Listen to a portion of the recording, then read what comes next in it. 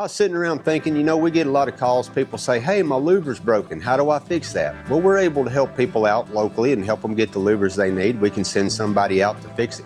There's a better way and another way. You can do it yourself. And that's what this video is going to be about today, is how you can replace your own louver. What you'll need to do, though, to get it replaced is you'll have to send us a louver. That tells us how long it is, how wide it is, and a color representation, which we will match as close as we possibly can. So now you just need to know how to get this louver out of this shutter and how to get a new one in there.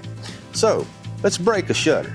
So here's a good strong Castleberry shutter. We're going to give her a lick on one of these louvers. Let's pretend the kids were playing football in the living room. You told them not to 1,000 times, but they were doing it anyway, and whoops, my louver got broken.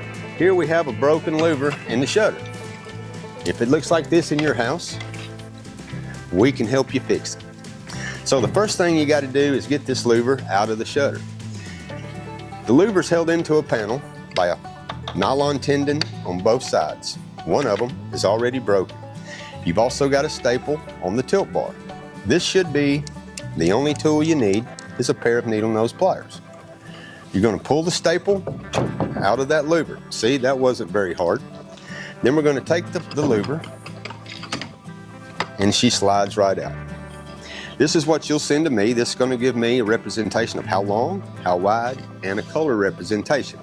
We'll make you up a louver. We have a minimum of 3, so if you need 1, you're going to get 3. If you need 2, you'll get 3. So that's our minimum. You're going to get the louvers. We're going to fix them up, we're going to package them up, and we're going to mail them back to you. Then you're going to wind up with this thing and you're going to say, okay, I got it back. So how do I put it back into that shutter? Well, that's pretty easy too. You're going to have a nylon tendon on this end right here, this little tendon. It will come out and go back in if it needs to. These are little pop pins. If you'll notice, the pin will spring in and out. So what I'm going to do, come over here, Josh, we'll show them. We're going to place this pin into the hole in the stile. So now you've got your pin placed in there. Now you're going to take the louver, one tendon on one side, nothing on the other. We're going to put it into this hole over here.